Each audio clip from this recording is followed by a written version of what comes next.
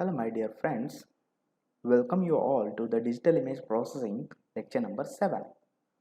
In this lecture we shall be discussing about the problem related to the sampling if we are not going to satisfy the criteria of the sampling. Okay, in previous lecture we have talked about what exactly the sampling is going to occur, and after sampling what we are going to do with those samples. Okay, so we have talked about sampling and quantization, right? So in this lecture we shall be discussing about the problem associated with the sampling. Okay, remember that my dear friends, if you are not going to satisfy that criteria, that is nothing but, let us say, it's maybe a Shannon criteria of sampling, or we may say that it's a Nyquist criteria of sampling. The criteria is same. What is that criteria? Your sampling frequency must be greater than or equal to twice of signal under sampling, right? So if we are not going to satisfy this criteria, then the problem of undersampling will result, isn't it? In this case, if let us say we haven't satisfied this criteria, then what can be the problems? Suppose we have taken a sampling frequency which is not satisfying this criteria. That means, let us say signal is of 2 kilohertz and we have taken a sampling frequency of 1 kilohertz. Okay, or let us say 2 kilohertz signal is there and 2 kilohertz sampling frequency we have taken. In that case we haven't satisfied this criteria, because if the signal under sampling is of 2 kilohertz, then we must have the sampling frequency more than 4 kilohertz. That is the criteria, right? It must be greater than or equal to twice of that particular 2 kilohertz. So twice of 2 kilohertz will be 4 kilohertz. So minimum sampling frequency must be 4 kilohertz, and above this it will be more accurate, or we can get more samples because of this taking larger sampling frequency. Okay, but here in this case what we have taken, the same sampling frequency as like the signal under sampling. In this case what happens, the undersampling is going to occur, right? And because of that we may face the problem of aliasing, right? You might have already talked about, or you might have already studied this concept of aliasing, right? In case of your signals as sense systems, you have studied it. So digital signal processing, in that subject also you might have gone for this aliasing effect. Remember my dear friends, aliasing is nothing but going to appear like that your sampled signal is going to overlap on some other samples because of this undersampled signal. And whenever we are going to represent that in terms of, let us say we are going to convert that signal in a frequency domain, then in that case it will be predominantly observed. Remember, right? So here again we are going to using sampling, so definitely we must need to take care about the sampling criteria, and we must have to avoid such kind of aliasing effects into our images as well. So let us discuss about these kind of errors if we are not going to satisfy that sampling criteria. Okay, so this is nothing but aliasing and Moire patterns. So what is going to happen if we are not going to satisfy that particular criteria of sampling? Then definitely aliasing will occur, and if the aliasing is going to occur, then what kind of problems we may face in case of digital image processing, that we are going to talk in this lecture now. Is that fine? So sampling criteria is nothing but defined by a Shannon theorem, right? So Shannon sampling theorem is again one and same, that is Nyquist criteria, sampling criteria, and all these things. So these are one and same. That means your sampling frequency must be twice of the signal under sampling. Okay, it is possible to recover completely the original function from the sample if we satisfy this sampling theorem, right? We know this very well, right? Since from the second year itself, or since from the third year itself, you might have experienced this, or you might have learned this, that we must have to satisfy the sampling criteria. Until and unless if we are not going to satisfy this sampling criteria, we cannot recover our original signal, right? This is the very fundamental step of your sampling. So remember that we have to satisfy this sampling criteria. Until and unless we are not going to satisfy this, we cannot reproduce our proper original signal. That is the problem. If you are not going to satisfy this criteria, then there will be the problem. If the function undersampled, then a phenomenon called is function is undersampled. Let us say we have any signal and that is undersampled, then a phenomenon called aliasing, that is nothing but it is one kind of distortion, or it is some kind of problem into that particular digital signal, right? So if two patterns or spectrum, patterns and spectrum is nothing but a frequency domain signal. Remember that whenever the spectrum comes into the picture, it is nothing but a frequency domain related the signal. Fine. If two pattern or spectrum overlap, what is going to overlap? The spectrum and pattern are going to overlap. The overlapped portion is called as aliased, which corrupts the sampled image, right? So as we talked about, so whenever we are going for undersampling, definitely the signals or the points or spectrum or the frequency components are going to overlap on some of the other samples, and they may create the problem, and that problem is nothing but what? It is nothing but a aliasing effect, right? And this is going to corrupt, or it is going to create some problem into the sampled image. So what kind of problems that we are going to observe in case of digital image processing, that we are going to talk right. The corruption is in the form of additional frequency components being introduced into the sampled function. So what is the problem? It is going to create, or it is going to add some additional frequency components being introduced into the sampled function. So it is going to add additional frequency component into the sampled function, right? And these are called as aliased frequencies, and these are called as aliased frequencies. We are talking about frequency domain, right? Okay, so this is in the form of additional frequency components. So whenever we are talking about the frequency component, remember that we are talking about a frequency domain kind of signal, right? So we have, let us say we have a signal and we have converted that signal into the frequency domain by using transformation, right?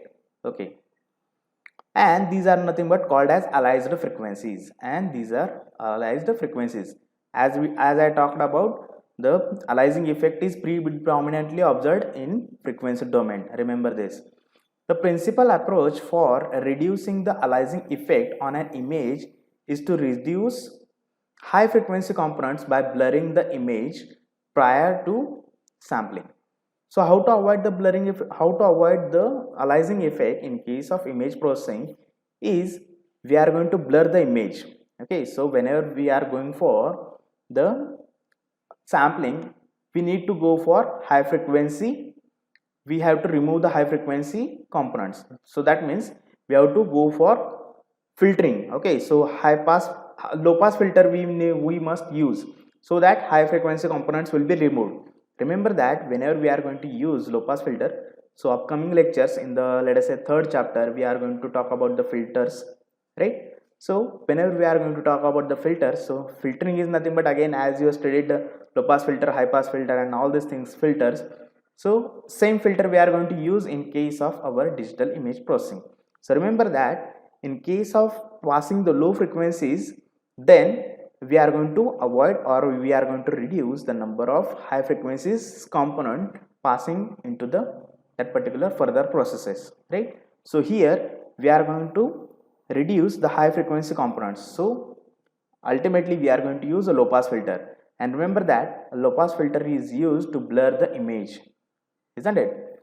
Okay, so remember that low pass filter is used to blur the image. Okay, so remember that before going for the sampling, we are going to pass any image through a low pass filter, so that high frequency components can be removed out or clipped out, and then we can take its sample so that we can avoid the effect of aliasing.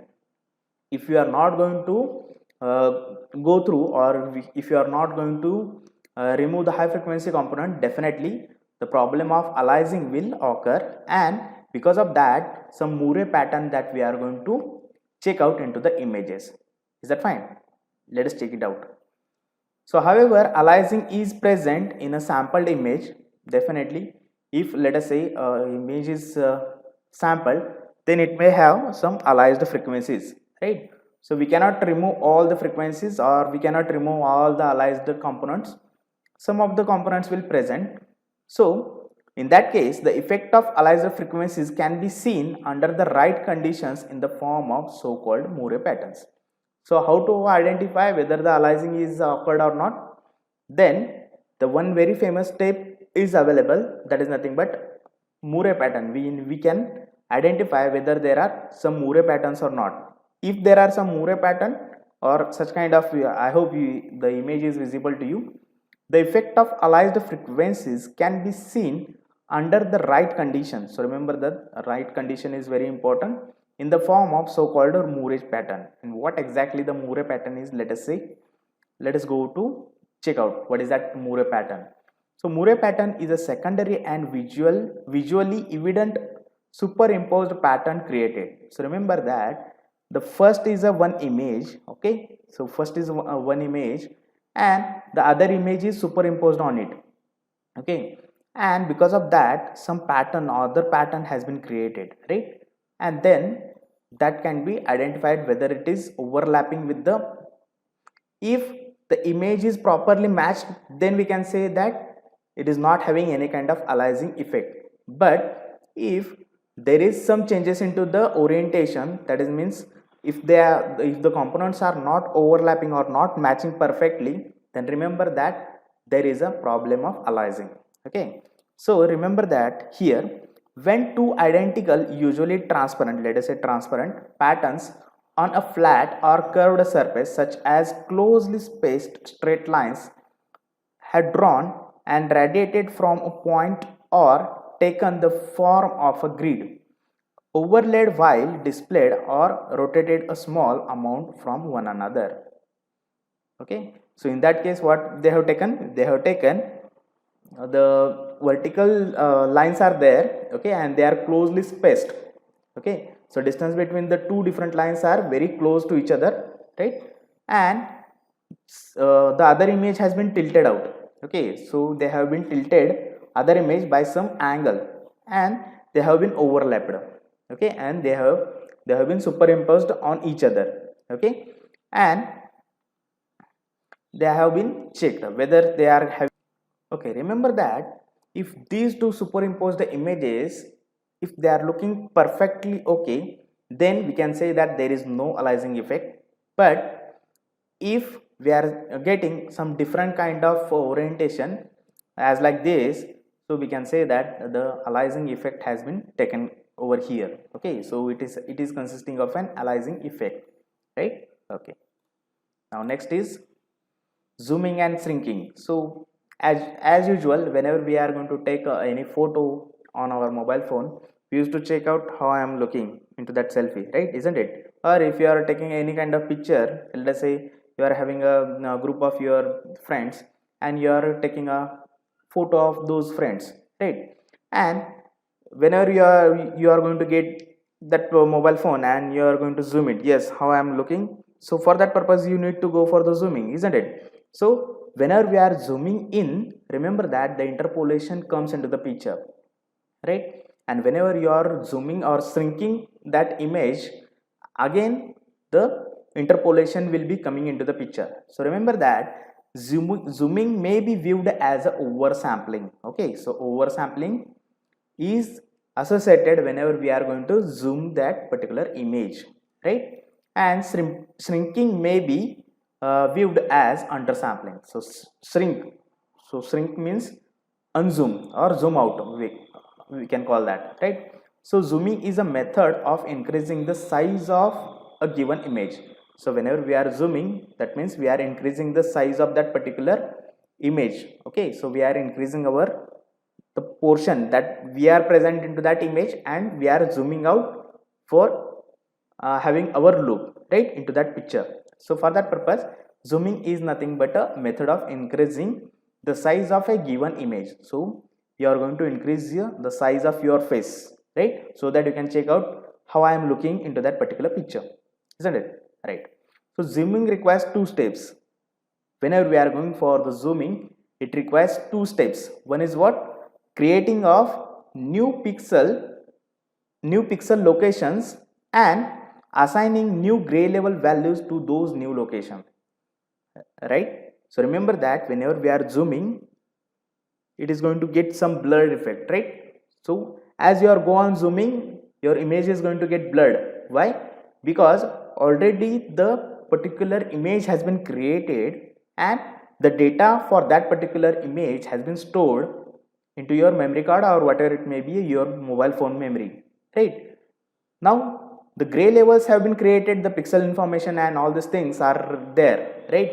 And whenever you are zooming, we need to take or we need to create some additional new locations of pixel, so that your image, whenever you are zooming out, your that particular image will be seen properly. Okay, it should not create any kind of black dots over there. Okay, if we are not going to create the new pixel or new locations for that particular pixels, then definitely the black dots will be represented over here, right? So we should not get such kind of effect, right? We usually don't get such kind of effect because it comes into the picture that it is going to ultimately create own pixels for new locations. Okay, and that is nothing but your interpolation, right? And once we are going to assign some locations to that particular pixel, it depends on the its neighborhood pixels. Okay, so the gray level values will be depends on its neighborhood pixels, right?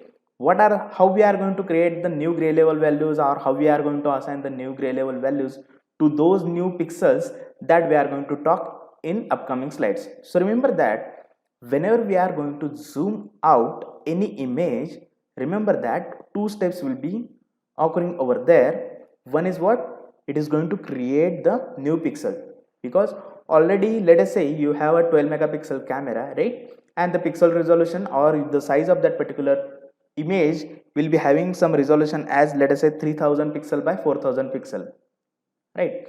So because of that, it is going to create a 12 megapixel image, right? Already 12 megapixel have been created, right?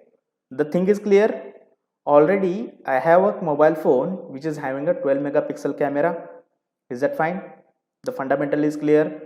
12 megapixel camera is there. So remember that for that 12 megapixel, only 12 megapixel values will be there, or locations will be there for that particular image, right? And now what we are doing? We are zooming out.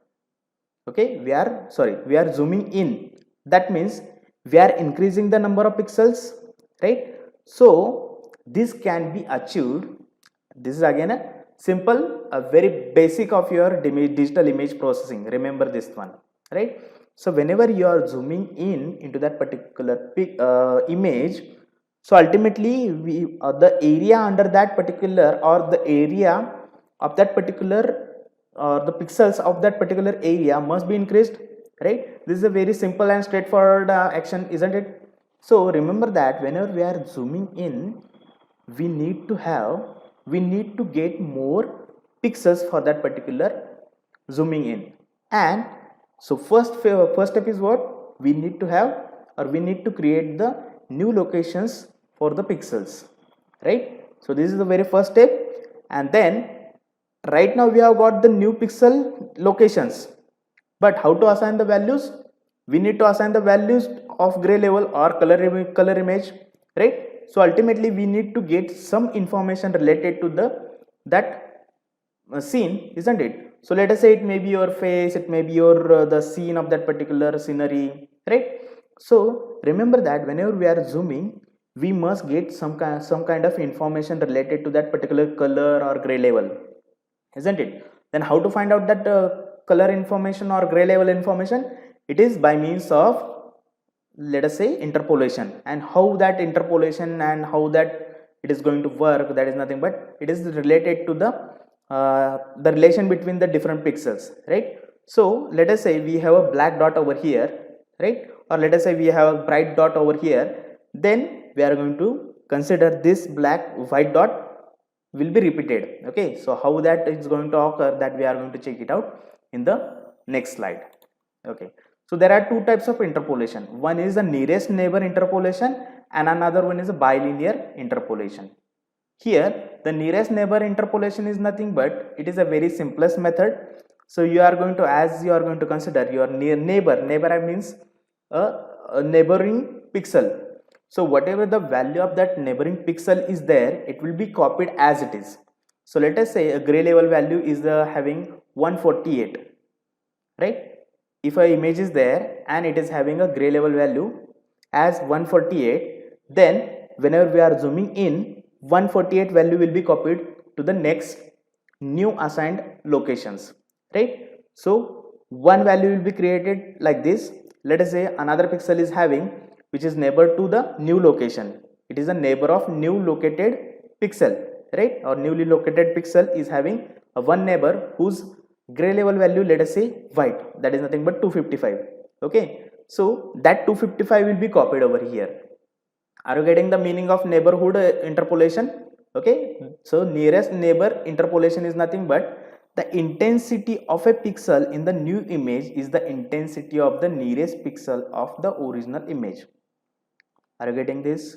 So remember that if this is the one pixel, right, and we are zooming in, and because of that new location of the pixel have been created. Let us say this is a row, this is a column have been created because of the zooming, and this pixel is having, that is the nearest neighbor is having a pixel value as 148, then it will be copied as it is, right? Let us say to the next row, okay, original pixel value is having, let us say 255, then a new pixel value will be again 255. It will be simply copying that value. Is that fine? And this is nothing but called as nearest neighbor interpolation, right? So if you are going to zoom or enlarge your image by 200%, one pixel will be enlarged to 2 by 2 area. That means if one pixel is there, then it will be copied for 4 pixels. Are you getting it? If one original pixel is there, then the gray level value of that particular pixel will be copied for 4 newly created gray level. That means 2 rows and 2 columns. Are you getting it? So one original pixel is there and you have enlarged the image by 200%, right? That means 100% is image and you have doubled that simply. Okay, already you are having an image and you are making its 2 size of, or multiplied by 2, zoom in by twice, right? That means 200% zooming is taken place. So remember that this pixel value or the gray level intensity of this pixel will be copied for 4 newly created such pixels. Are you getting it? So this means that 4 pixels with the same color as the original pixel. Are you getting it? So remember that nearest neighbor interpolation is the very simplest method. In this you are going to check out which is the nearest neighbor from my original image and simply copy the gray level intensities of that particular gray level pixel, and you just copy it into yours, that is newly created located pixels. Now let us talk about the other type of interpolation, that is nothing but a bilinear interpolation.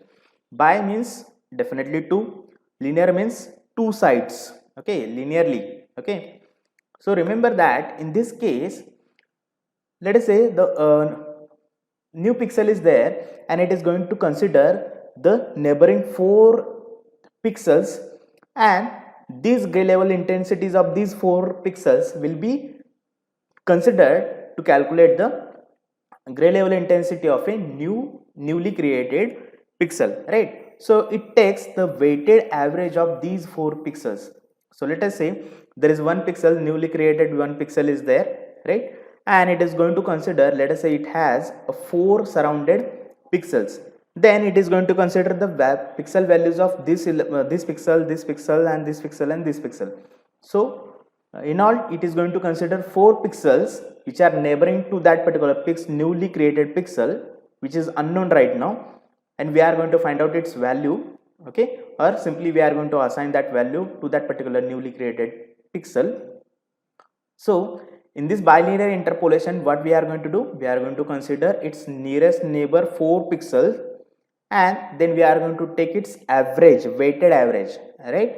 And because of that, whatever the value that we have that we have get, that value we are going to assign as a new gray level for that newly created pixel.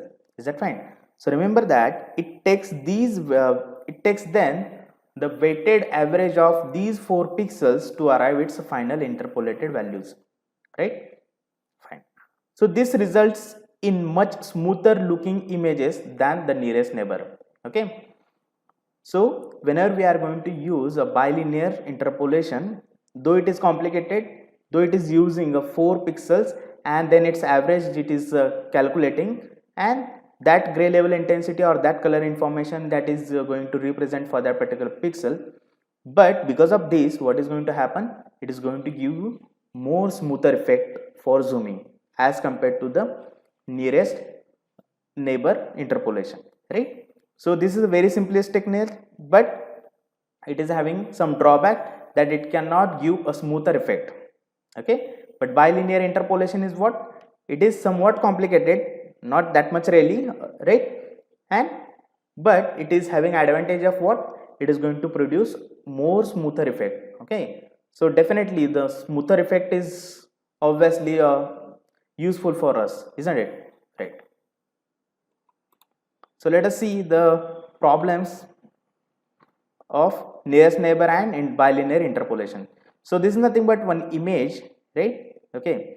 So images zoomed from 128 by 128, then 64 by 64, and so remember that these are the these are the images with the different sizes or different pixel values, right? So first image is nothing but 128 by 128 original pixel is there, right? And it has been zoomed to 1024 to 1024 by 1024, right? So we have zoomed it. Okay, original the pixel size or original image resolution was 128 pixels by 128 pixel, and that we have zoomed to get a pixel resolution of 1024 by 1024, and this is the first image, right? The second image is nothing but original size or pixel resolution is nothing but 64 by 64 pixels, and that we have zoomed to 1024 by 1024, and this is nothing but the nearest neighbor gray level interpolation. So while performing the zooming operation, we have used nearest neighbor interpolation approach, and because of that, this is the image created after zooming, right? And the last one image is nothing but the pixel size of that image or the pixel resolution of that image is nothing but 32 by 32, and it has been zoomed to again same 1024 by 1024 pixel resolution, and because of that, this is nothing but the image created. So it is going to consider the nearest neighbor of that particular pixel, so that's why it has blurred the image, right? So remember that this is nothing but a blurred image, and the similar approach have been used, but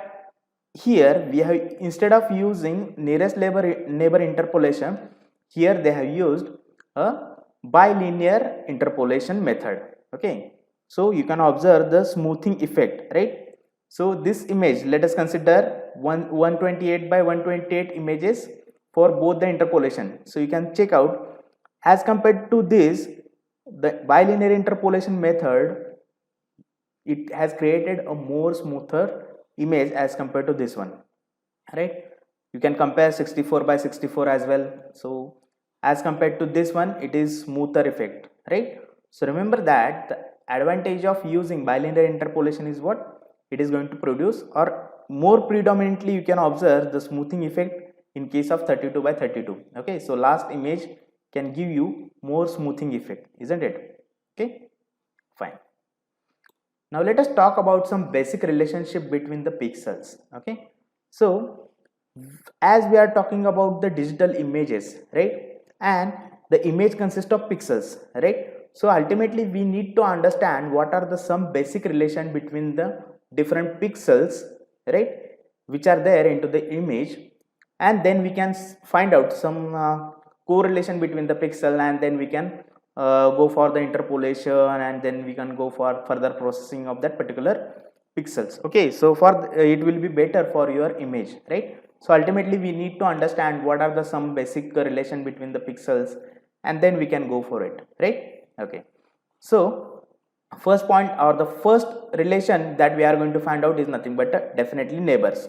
Okay, remember that whenever we are, as you are living into the, let us say, some area, so first you used to check out how are the neighbors into that particular area, right? So whether the area is good or not. So in a similar fashion we are going to check out the neighbors of this particular pixel as well, right? Okay, so let us talk about the neighbors.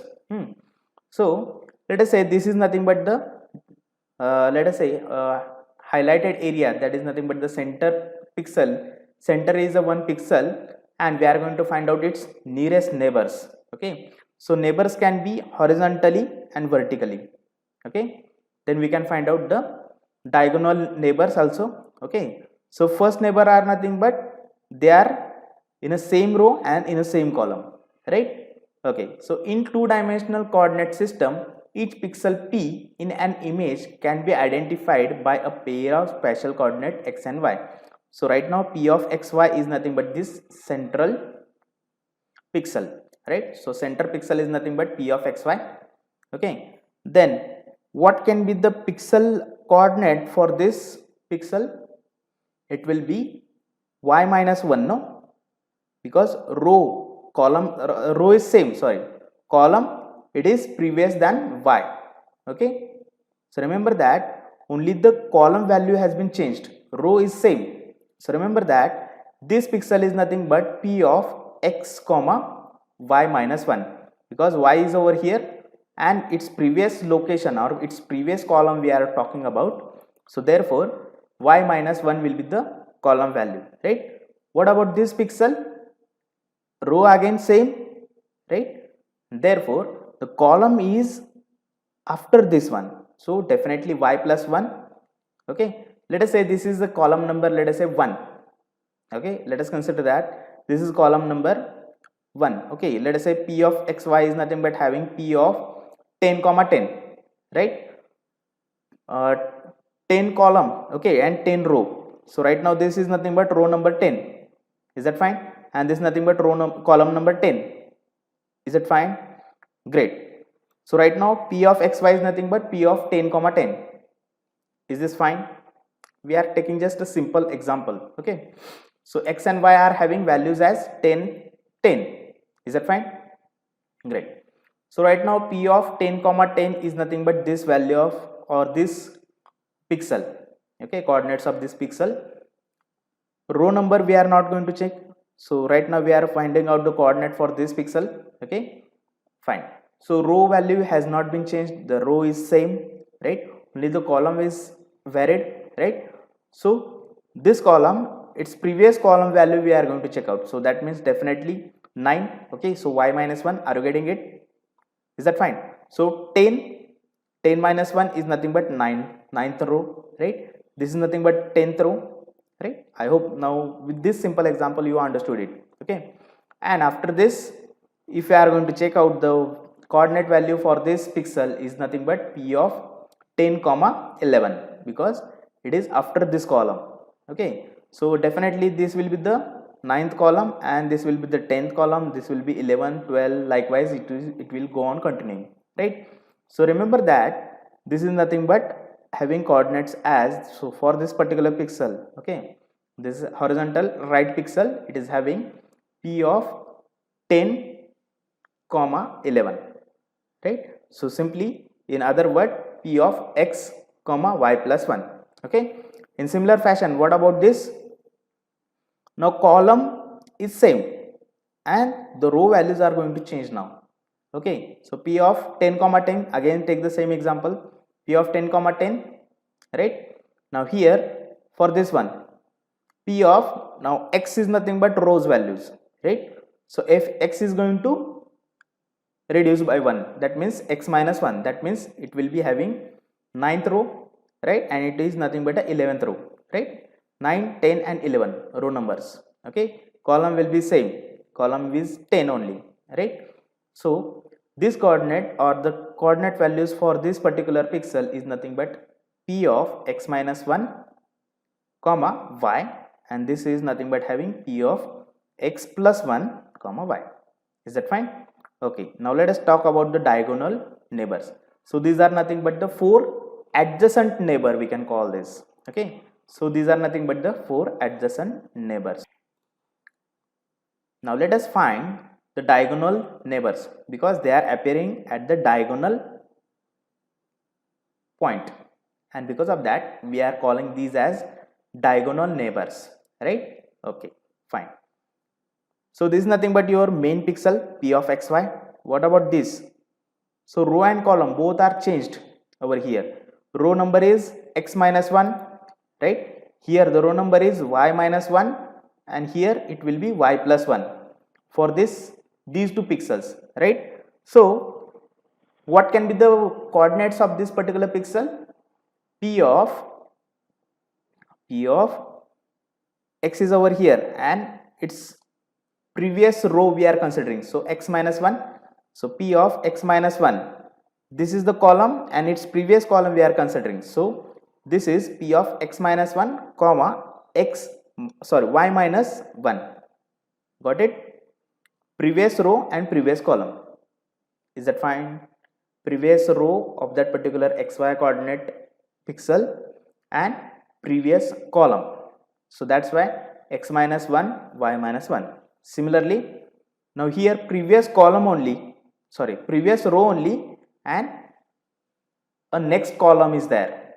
Is that fine? So remember that previous row and next column. So what about x?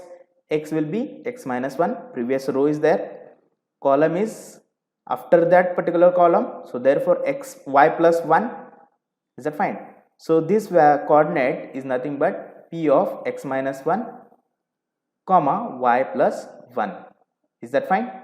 Great. Similarly over here, now the row has been increased. Okay, so x is over here, this is nothing but x plus 1, x plus 1, and this is y minus 1, previous column, yes, and this is y plus 1 after the next column. Okay, likewise 8 neighbors are there for that particular. Each and every pixel will have roughly 8 pixel or at the max 8 pixels. Is that fine? So the nearest neighbors are nothing but 8 neighbor pixels are there. Okay, so pixel neighborhood, the center pixel p is shown in the dashed pattern, and the pixels in the defined neighborhood are shown in a filler color. Okay, so this is nothing but adjacent neighbors we can call, and these are nothing but the diagonal neighbors because they are appearing at the diagonal points. Okay, so likewise for any pixel, maximum number of adjacent or neighborhood pixels will be 8. Okay, and let us find out now relation between them. So as I talked about xy, any pixel that is having coordinate as p of xy will have 2 horizontal neighbors and 2 vertical neighbors, as we have seen into the adjacent pixel. Okay, so first image was giving you example of that particular 2 horizontal pixel and 2 vertical pixel. Are you getting it? One pixel is there and its adjacent neighbors nothing but horizontal adjacent and vertically adjacent neighbors, right, and their coordinates we have talked about. Okay, so let us say a horizontal pixel we are going to talk about first. So vertical pixel they have talked about, right. So first this is nothing but x minus 1 row, previous row, right. So x minus 1 and same column, right. So vertical pixel over here, this one, these two pixels they are discussed about first. Okay, so p of x minus 1 because the before row we are considering. Okay, right. So this row is nothing but x and its previous row was nothing but definitely x minus 1. Okay, so they have x minus 1 comma y and x plus 1. So next row, that is nothing but x plus 1 vertically next row, right. Okay, and two vertical pixels, sorry, this is nothing but wrong information. Instead of vertical it must be horizontal, right? Y minus 1 vertical pixel means over here. Now these are the two horizontal pixels, no? Y minus 1 and y plus 1 row will be same. These are the horizontal pixels, no? So by mistake I have mentioned that as horizontal. Instead of this horizontal it must be vertical, and instead of this vertical, let me correct it.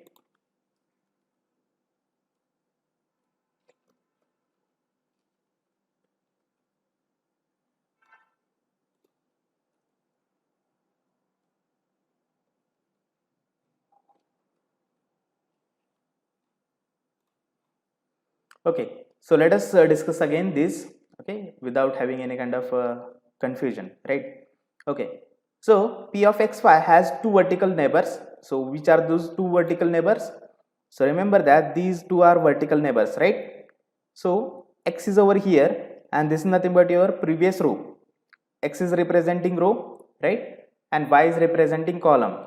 Okay, so here p of x minus 1 is nothing but this one, comma y, row is sorry, column is same, isn't it? Fine. So p of x minus 1 comma y, and the second pixel is nothing but this one, right? So p of x plus 1, because row has been changed, right? So x is, so this is the current row and the next row we are considering, so that's why x plus 1, column will be same as it is. Okay, so that's why it is nothing but a vertical neighbor. Now let us talk about the horizontal neighbors. Okay, now let us talk about the horizontal neighbors. Remember that whenever the horizontal neighbor we are talking, the row value will be same. Are you getting it? Yes. So the row are same over here. The row values are same, isn't it? The row coordinates same by default. Okay, because we are considering the horizontal pixels. So row is same. Okay, row coordinate is not going to change. So x will be as it is. What about the column value? It will be y minus 1 for this particular pixel and y plus 1 for this particular pixel, right? Great. So these are nothing but this one, and these are called as four adjacent neighbors of that particular pixel, and they are denoted by n4 of particular p. n4 for that particular pixel. Nearest 4 neighbor or adjacent 4 neighbor for that particular pixel is represented as n4p. Okay, now let us talk about the diagonal elements or diagonal pixels. Okay, the p also has 4 diagonal neighbors, which are, okay, so as we talked about, this is nothing but having previous row, right? So right now we are talking about these two diagonal elements, right? So it is nothing but having a previous row. This, for this particular corresponding pixel, previous row is also there and previous column is also there. So this is current row and pixel, sorry, row and column, and this one is nothing but what? Previous row as well as previous column, right? So therefore the coordinate for that particular pixel is nothing but p of x minus 1 comma y minus 1. Great. Okay, fine. This one, what about this? P of x minus 1, it will be as it is because row is same, x minus 1. Okay, the corresponding pixels, previous row we are considering, so that's why it is x minus 1, and the next column we are considering, so we are talking about the next column, so definitely it will be y plus 1. So what will be the coordinate for this? P of x minus 1 comma y plus 1. So let us check out whether the same it is x plus 1. Okay, they have talked about the next, that means these two elements first. Okay, and then they have talked about upper two. Okay, so x minus 1 y plus 1, x minus 1 y minus 1, right? So likewise it will be the 4 diagonal elements, okay, diagonal neighborhoods, and these 4 diagonal elements will be represented as nd of p. Okay, so nd of p and n4 of p, it is nothing but these are the total 8 neighbors are there for that particular pixel, and that will be represented as the set of 8 pixels surrounding the p pixel forms the 8 neighborhood. So total 8, maximum 8 neighbors will be there for that particular pixel, right? And it can be represented as or denoted by N8P. 8 number of pixels can be represented as N8P. That is 8 neighbors to this particular pixel P, right? And it can be represented in terms of your NDP and N4P. It's by its union. So we are going to take union. Union means clubbing the two sets, right? So N4P is having a different set and NDP is having different set. And once we are going to club these two sets, it is going to create, or it is going to give you 8 neighbors for that particular pixel. Is that fine?